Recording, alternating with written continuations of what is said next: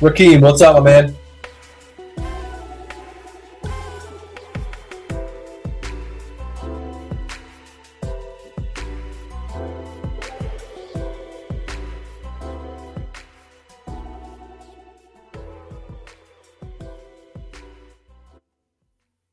What is going on, everybody? I am Rob Westerman, the third of GBP Daily, and thank you for tuning in to the, you guessed it, Rob Westerman Show. You can find me all over social media at GBP Daily, and if you are not already, please subscribe to the YouTube channel. I would greatly appreciate it. It is Thursday, October 24th. Excuse me. Happy Thursday, everybody. If you're waiting for the weekend to get here, we are almost there. We've almost made it, which also means we are just a few days away from Packers Jaguars down in Jacksonville. And I'm telling you right now, do not overlook the Jags. Coach was talking about it just yesterday, and he pointed out the fact that the Jaguars have lost games by 3 points. They lost a game by 4 points, and they lost a game by 5 points. So instead of being 2-5, they are a combined 13-ish points away from being 5-2, which is crazy to think about.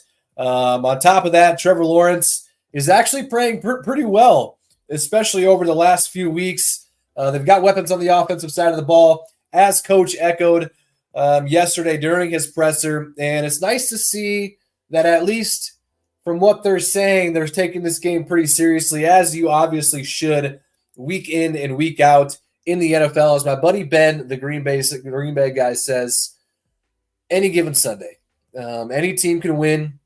We all know that. We've seen the Packers waltz into games like this one, noon games, away games, especially games down in Jacksonville. If you remember correctly, the last time we played at this stadium, we got blanked just about 38-3 when we played the Saints week one of that season with A-Raj and those guys. I think we went on to have a 13-3 season, so not a huge deal, but at least for that year goes.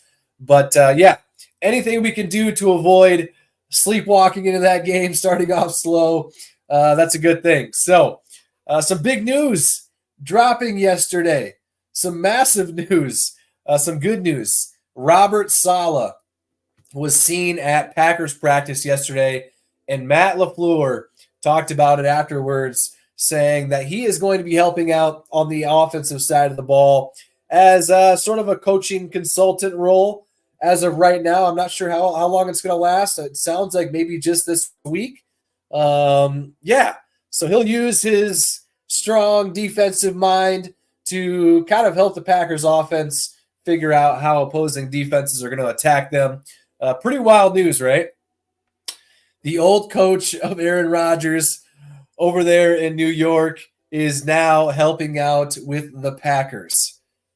Small world, isn't it?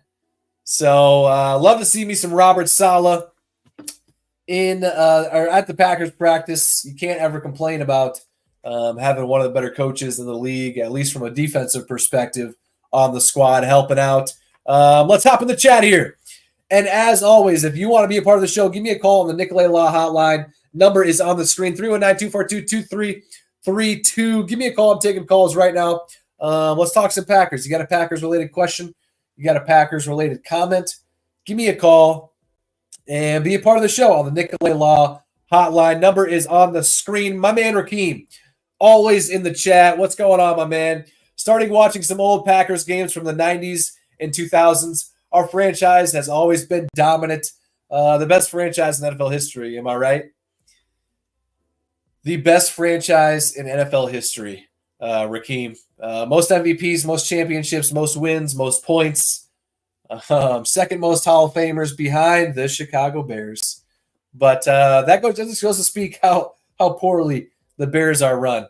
So my man Ivan's in the chat. Correct. Absolutely, Ivan. Thanks for hopping on, and good morning to you. Hope you have yourself a great Thursday. Rakeem, thanks for hopping on, my man. Have a great day. What else we got? Haley is in the chat. I couldn't be happier about Saleh helping out, especially on the offensive side. Yeah, it's kind of a little twist isn't it? I'm with you, though. Coach LaFleur said that this addition has no effect on Jeff Hafley. He won't be helping out on the defensive side of the ball. Coach said they've got a good thing going over there, which they do. So no need to mess with that. So, yeah, Salah's helping out on the offensive side. So I don't think there's anything but positives that could come from this. I was a little shocked when I saw he was at practice yesterday. That was not on my bingo card, if I'm being honest. I figured that he'd take a little bit of time away, at least to figure out his next moves as a coach or as a defensive coordinator in this league. But as Matt said yesterday, it's just a testament to how much Salah loves football. So less than a few weeks removed from getting canned out there in New York, Aaron Rodgers at the helm of that squad, as we all know. He's back on the sidelines, and it's with us. So I'll take it. Hayden, yo, what's up? It's Thursday. What's going on, my man? Ivan, I wasn't expecting it either, but there's a lot of irony there. A lot of irony, right? Marcus, status on Devontae. Well, according to your spelling, I think you're referencing Devontae Wyatt, I would assume. So, yeah, a great update here regarding Devontae Wyatt. He was practicing yesterday in a limited capacity after missing the last few weeks due to an ankle injury. So he said himself after practice that he should be able to go this Sunday. So a big boost to the defensive front if Devontae Wyatt is able to go. Would love to see that. What else we got, Hayden? With ETN Jr. out, we got to defend against Takes Bigby, who is a workhorse. Absolutely. We're going to have our work cut out for us. I was talking about it earlier on the show. They've lost games by 3 points, by 4 points, and by 5 points. They're sitting at 2-5. However, Trevor Lawrence has been playing pretty good. So can't be overlooking this team. And, yeah, we've got to go down there and take care of business. So it's going to be a battle. Ruby, I was hoping A-Rod would fire Salah a year earlier, so he would have been our defensive coordinator. But this works well, too. Yeah, it works out pretty well, doesn't it, Ruby? We got Jeff Hafley. So far, so good on that front. And we got Robert Saleh as well to help out on the offensive side to kind of give them a little perspective on how teams might attack them offensively. So we got the best of both worlds. It's good to see. Absolutely. Bryce, breaking news, the Packers re-signed Matt Orzik. Well, Bryce, I appreciate you breaking that news. It is pretty wild, right? Earlier this week, the Packers released long snapper Matt Orzik, and after his awful snap on the game winner that thankfully Daniel Whelan was able to corral, some folks thought he was gone for good, but it was soon reported after his release that it was strictly due to Jonathan Ford and getting him back on the roster. And then now presumably the practice squad, and following that would be re-signing Matt Orzik to the team, which happened yesterday. So I, for one, would like to see Orzik do a little better on his snaps. He's had some bad ones since he's been on the squad. And like I just said, he was this close to costing us the game with that snap on the game-winning field goal. And that wasn't the only time that Daniel Whelan has saved him. If you remember the high snap on the punt during the Vikings game, if I remember correctly, when we were backed up into our own end zone, and Orzik's snap just about flew out the back of the end zone, and thankfully Daniel Whelan skied up and snagged it. So hopefully he can get those snaps under control, because come on, man. I've tried long snapping before, and I understand it is more difficult than it seems, but come on. Let's get your snaps under control. We can't be losing games off of a snap on a field goal. It's something I don't feel like happens across the NFL, and for some reason, it's getting closer and closer to happening to us. So let's get that figured out. Let's get that under control. But thank you, Bryce, for breaking the news. Yes, long snapper Matt Orzik is back with the squad. Hayden. Yeah, the Jags are not a bad team in reality. They are a good team with a bad record. Yes, I completely agree. And I always fall back on, the record is who you are. to a certain extent, but this one's a little skewed. Like I said, they lost games by 3 points, by 4 points, and by 5 points. So you're talking a field goal. You're talking a touchdown, obviously, in those two other cases that completely flipped those games. And they could very well be easily sitting at 5-2, and this game being a massive matchup, as opposed to being 2-5 and it not looking like such an appealing one off of the bat. But they played pretty well against the Patriots over in London, which seems like that's kind of their second home stadium. I feel like they play over there more than anybody else. The fans were nuts. That stadium was filled with tons of Jaguars fans. And yeah, we can't overlook these guys. It's gonna be a battle. What else we got? Chris Salter, my man, is in the chat. I had a great chat with Chris last night. If you haven't seen it, I threw it up on the YouTube. Check it out. He's got a great story, and I know you guys are going to love it. Chris is in the chat. I hope Saleh can assist some with the defense and stopping the run. I feel like he's a hell of a defensive-minded coach. I completely agree. He's one of the better ones in the league. Absolutely, which I think is the majority of why he got his head coaching job. But I agree with you on the first part. On the second part, Coach LaFleur did say yesterday he has no effect on the defensive side of the ball, so it doesn't look like he'll be helping out with the defensive side, although I would not mind his input, like you said, on the run defense. We saw it last Sunday, and my man Chris saw it literally firsthand, how the Texans were able to pretty much run down our throat, especially in that first half with Joe Mixon. He ended up having 115 rushing yards on the game, so got to get that under control. It seems like week in and week out, although there's not tons of points being scored, it seems like they're just kind of gashing us for, 10 yards here, 4 yards here, 11 yards here, and it's not looking that great.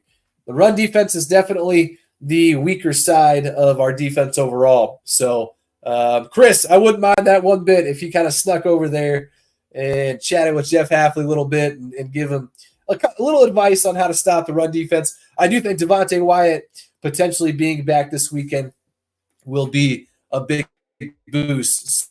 So, Chris, thanks again, my man, for hopping in the chat. And thank you for taking the time last night for chatting with me about your wild experience on Sunday during the Texans game. If you guys haven't checked it out, the video is on my YouTube page. Give it a look. Chris has got some fun stories from last weekend's game. You will not want to miss that one.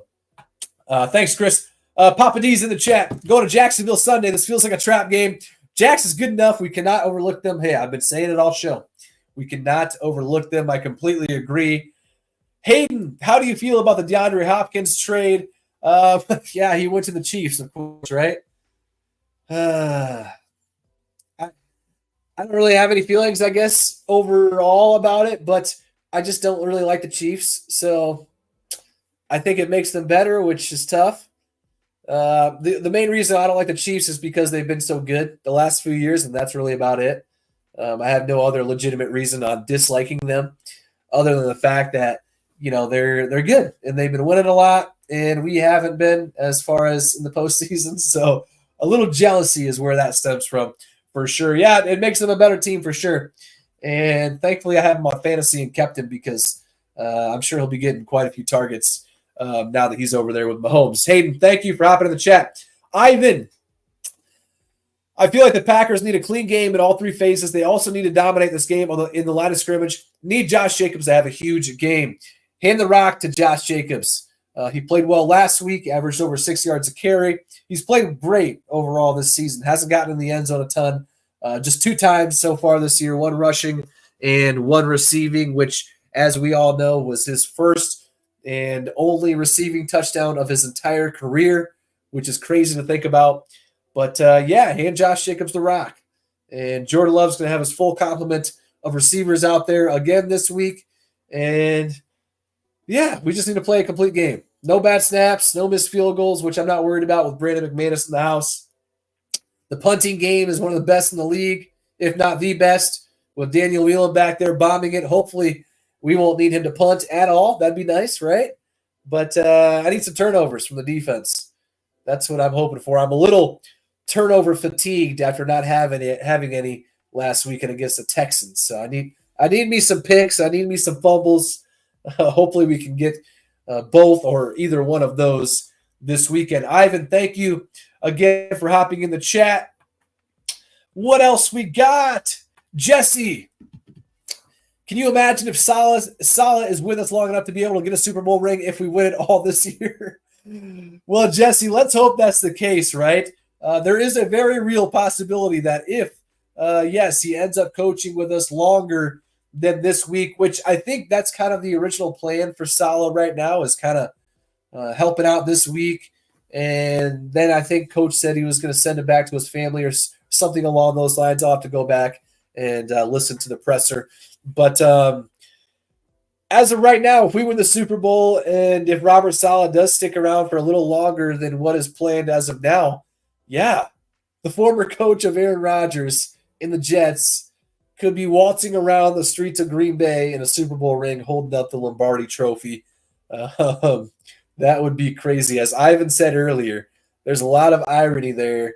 And I'm not sure if I see Saleh sticking around for, the majority of the season. I think it's for just this week. If somebody else saw the reporting more recently than I did, you can either confirm nor deny that for me. But I think it's just kind of for this week. And we'll see if he sticks around longer than that. So, Jesse, I appreciate you. All right, let's get the fact of the day rolling, huh? It is a good one. I think you guys are going to love it.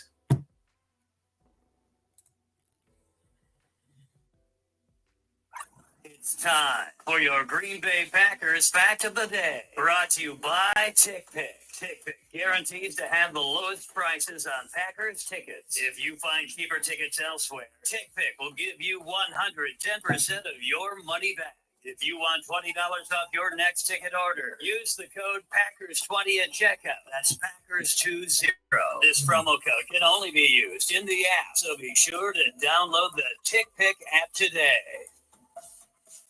All right, this is a fun one. Since the start of 2023, so last year, Jordan Love has 47 touchdowns to just 19 interceptions. And during that same time, Patrick Mahomes, who we were talking about earlier, apparently the greatest ever by some people's measures, which I completely disagree with, has 33 touchdowns and 22 interceptions. So, just goes to show, when you put in perspective what Jordan's done since taking over the starting job, he's done really, really good. So, you also got to remember that he's doing this with the youngest team in modern NFL history. So, yeah, is Jordan better than Patrick Mahomes? The stats say so from the start of last year. And Jordan, although wins are not a cute quarterback stat, Jordan led the Packers to a win over Patrick Mahomes and the Chiefs last year in Lambeau Field pretty decisively. And the score looks a lot closer than what that game was. But, yeah, that stat is pretty eye-opening, right? He's performing better, you could say much better, than what Patrick Mahomes is since the start of last year. And like I said, he's doing it all with the youngest team in modern NFL history. So thank you to TickPick for partnering up with myself. I used TickPick 2 weeks ago for the Cardinals game. Great experience. Had no issues whatsoever. Use the code Packers20 in the app for $20 off. They already guarantee the cheapest tickets on the market. And if you find cheaper tickets elsewhere, they will reimburse you 110% of your money. So they're putting their money where their mouth is and legit guaranteeing that they've got the cheapest tickets out there. So I used TickPick last week or 2 weeks ago for the Cardinals game. Download the app, use the code Packers20 for $20 off your ticket order. What else we got? Maria is in the chat. Which teams from the NFC North do you think are going to make the playoffs? Well, Maria, as of today, as wild as it may sound, all four teams would be in the playoffs. It has never happened before in NFL history. And our division has only played, I think, 3 games against each other at this point in the season. So as we start to play each other more, that'll obviously change. But I could easily see, us for sure, of course, making the playoffs. I could see the Vikings making the playoffs. And then I could see the Lions also making the playoffs. I don't think the Bears come playoff time, will be in contention, honestly, especially as they start to play more division games similar to us. They've done well, and they're sitting, at 4-2. But over the next 6 weeks, this is what their schedule looks like. They're playing at the Commanders this weekend, which I think if Jaden Daniels plays, they'll probably lose that one. Then they got the Cardinals, which I think is a toss-up. The Patriots the following week, which I'm sure they'll be favored to win. And then after that, they hit a gauntlet against us, then the Vikings, and then the Lions. So a pretty tough slate there over the next 6 weeks. I could see them going 2-4 during that stretch and hopefully drop out of the playoff race. The Bears are just the Bears. They're not going to make the playoffs. So, Maria, thanks for hopping in, my man. Ma'am, excuse me. Have yourself a great Thursday. Hayden, Jordan Love is my goat, and Jordan is better than Patty. I love it. Absolutely. That's a good way to end the show. That is going to do it for me as far as the show goes. But as you guys know, I'm posting Packers-related content all day, every day on the social channels. Give me a follow at GP Daily. And if you are not already, please subscribe to the YouTube channel. I would greatly appreciate it. Find the link to the YouTube in the link or in the bios of all my social channels: Facebook, Instagram, Twitter, TikTok. What else? That it? Yeah, that's it. So I'll be back and at it again tomorrow, and I look forward to seeing you then. And until then, I will catch you guys later. Thank you.